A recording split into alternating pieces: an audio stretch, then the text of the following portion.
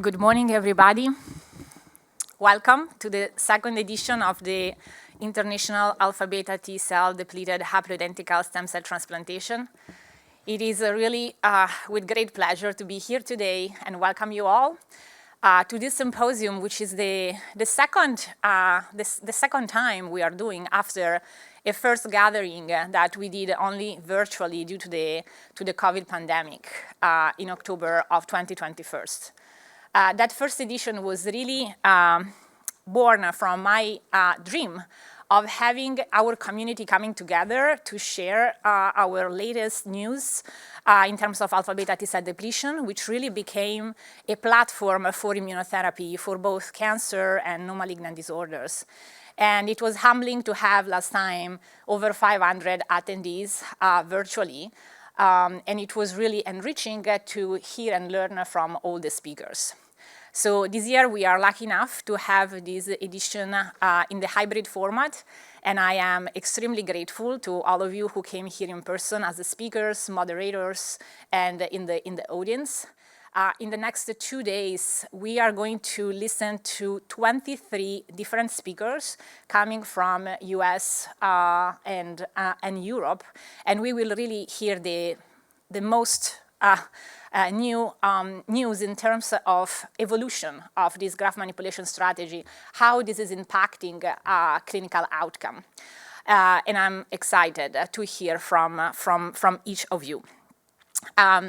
Thanks to the generosity of our sponsors, who you will see out to this room, we were also able to offer 2 abstract awards. So this time we will have one today and one tomorrow, 2 presentations, who are the winner of the best clinical abstract and the best laboratory-based abstract. And we also have a poster gallery on this side of the room.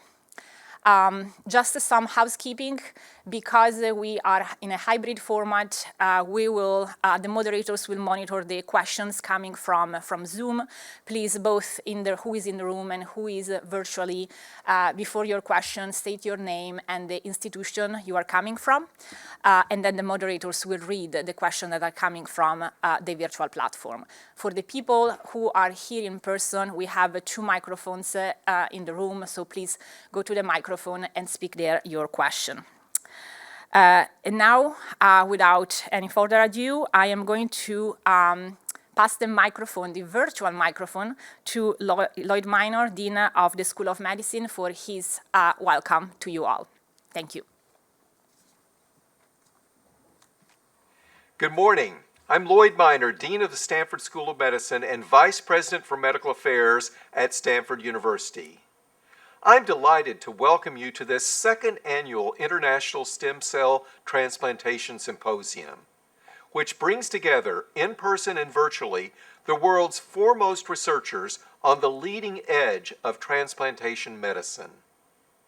I want to thank Dr. Alicia Bertaina for organizing this event and for her own pioneering research. Dr. Bertaina and her colleagues at Stanford Medicine Children's Health, the Center for Definitive and Curative Medicine, and the Bass Center for Childhood Cancer and Blood Diseases provide hope for the thousands of patients and their families with any number of extremely rare diseases. Fueled by foundational advances in biomedicine and technology, we are seeing exciting discoveries in so many fields. Many not just revealing key insights into disease cause or progression, but opening up entirely new avenues of inquiry and identifying new targets for therapeutics. There are few areas where that is on brighter display than in hematopoietic stem cell transplantation and haploidentical stem cell transplantation. I'm proud of how Stanford Medicine faculty lead the way to developing and refining these life-saving procedures and help so many people. I take great hope in knowing that we're just a node in a global network of physicians and research teams forging ahead in this promising field. Over the next 2 days, you will hear about the latest discoveries and promising opportunities from many of these teams.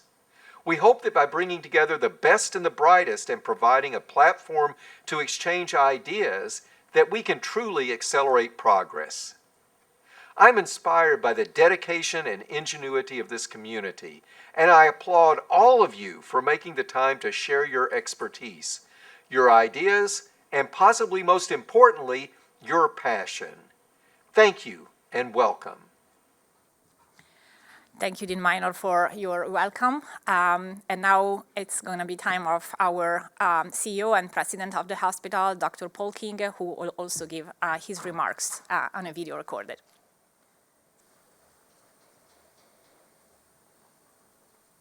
Thank you, Alice, and welcome everyone.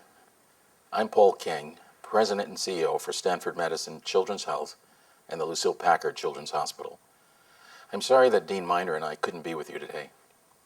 As all of you know, haploidentical stem cell transplantation is truly remarkable and is a game changer in terms of the science and clinical treatments we offer our patients and their families.